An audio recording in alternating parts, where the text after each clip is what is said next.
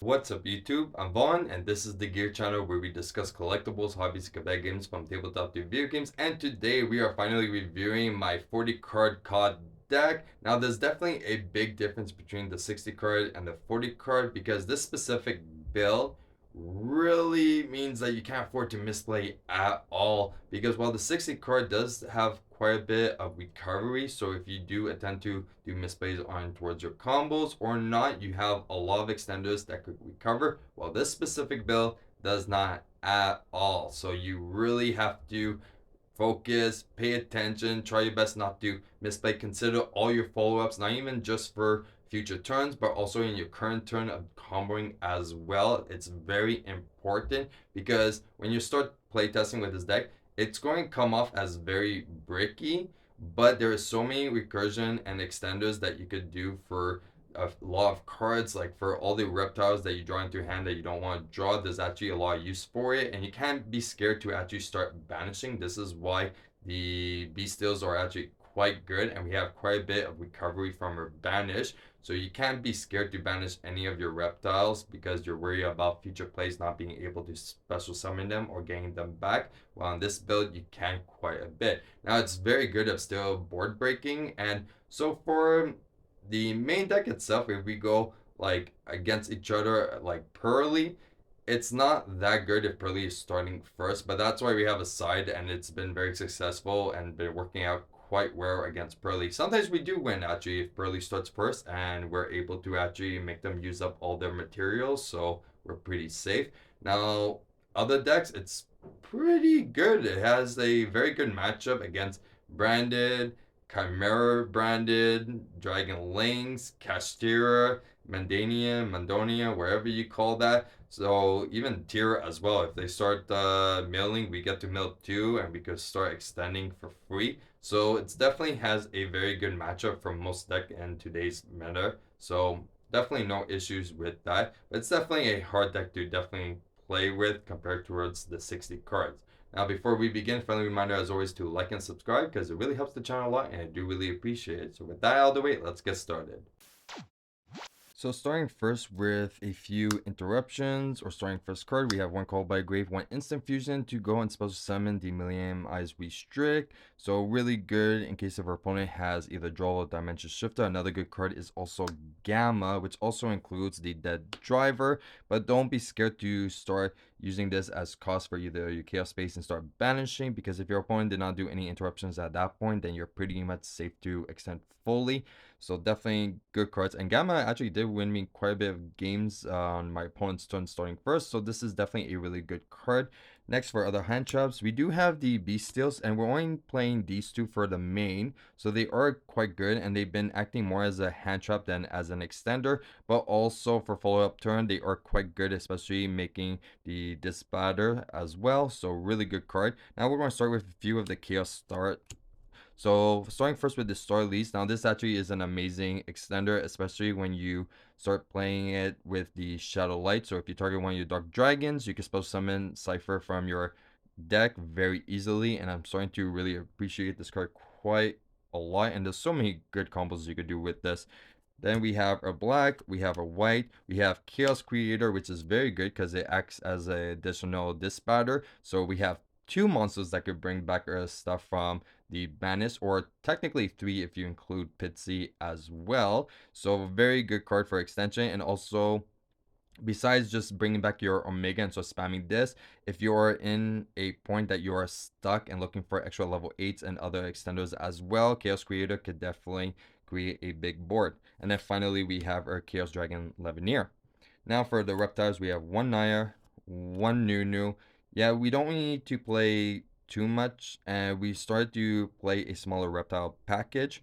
We have the Zora, which is mandatory because this is the one that allows us to start doing the hand looping and also start extending with more reptiles. Then we have Flogos, which is very good at getting nuisance cards. We have a Reptilian Cult, which is a free level 4 tuner that we can spell summon anytime and also search it.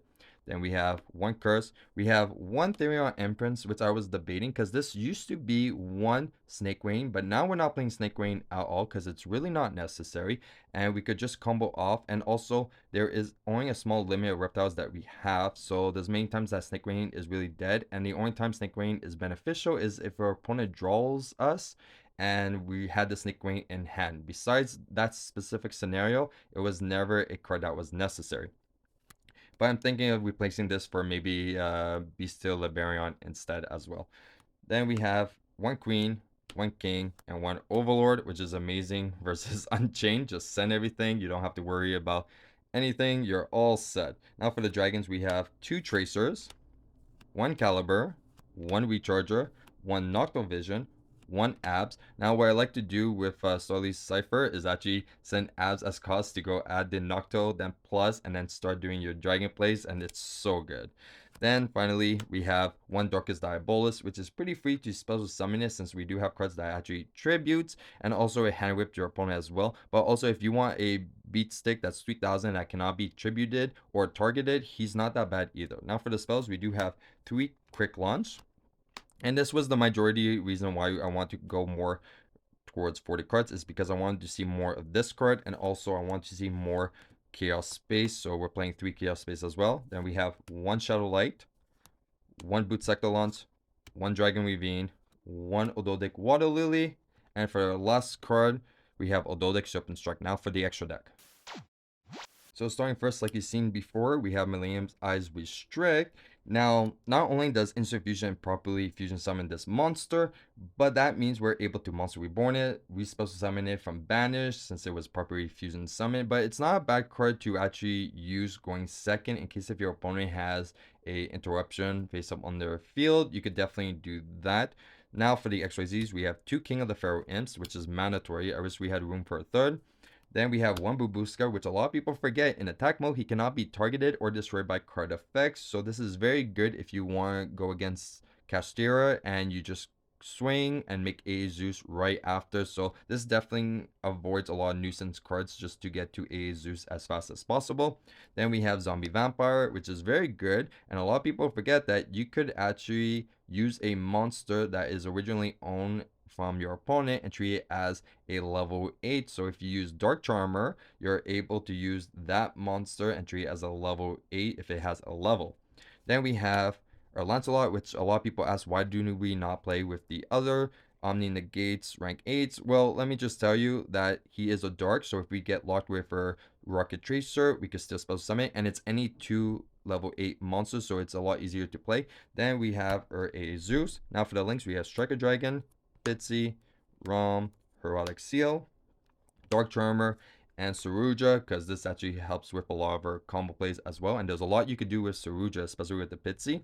Then we have Cypherine Lord Omega, and finally Bestial Dispatter. Now we're not playing Savage because I went over hundreds of games and I did not even summon Savage once, because first I took out the Dark Charmer, but then I realized how impactful Dark Charmer is, especially for today's format. Now let's go into the side.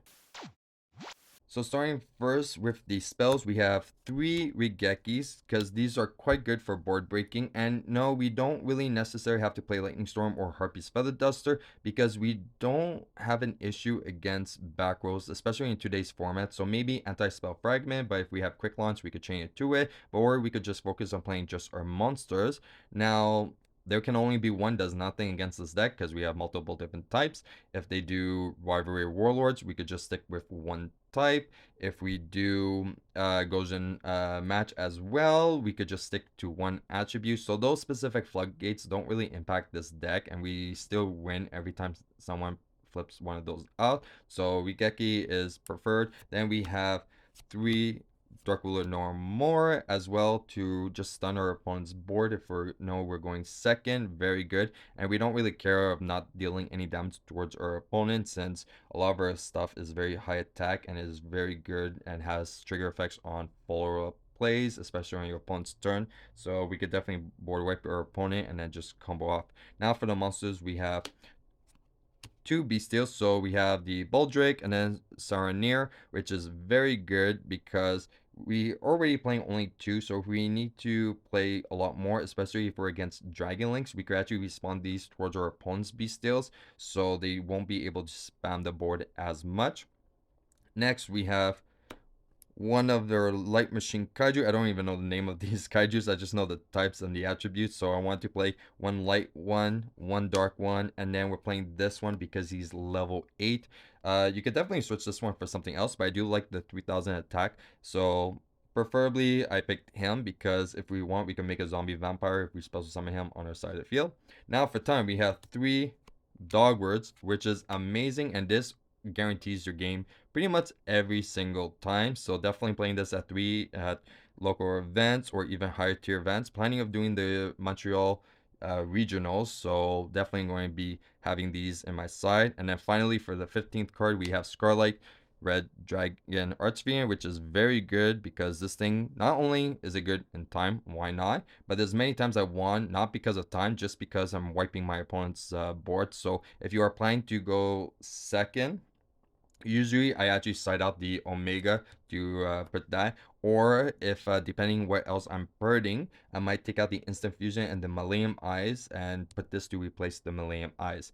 And that's it for deck profile. If you guys enjoyed today's video, you know what to do. Like and subscribe, and if you want a sneak peek at future products we're planning to review here on the channel, you can follow me on my Instagram, VaughnGear. I'm Vaughn, and this was the Gear Channel.